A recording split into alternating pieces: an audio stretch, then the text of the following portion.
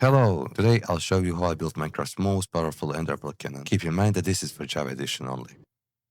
Let's start by showing the cannon in action. For version 1, process begins by loading TNT into the system and then entering the nether through the central portal. Once I hit this node block, the loading sequence starts and I travel to the nether. Each second of loading adds roughly 6 to 10,000 blocks of travel distance.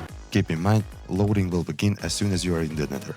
The longer the system runs, the farther the pearl will go, and also it will take longer to arrive there. When I'm satisfied with the distance, I press this button to stop the loading sequence. After waiting a second or two, I will return to the overworld. As soon as I load back in, you can see and hear all of the stored TNT triggering at once.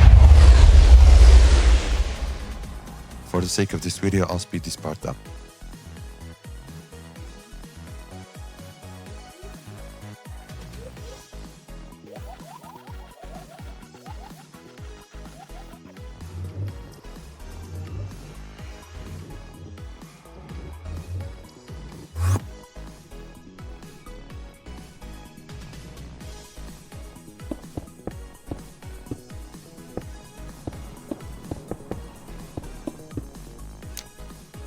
If we take a look at the coordinates, we can see that only a few seconds of loading got us here. Now, let's take a look at how this cannon actually works. First, we have this pearl stasis chamber where the ender pearl waits before launch. Right next to it is a simple safety mechanism, a lever that locks the pearl in place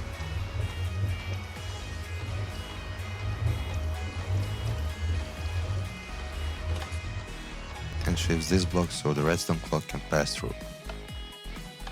There are 3 stages in this clock. First stage is activated by the node block that starts the loading sequence.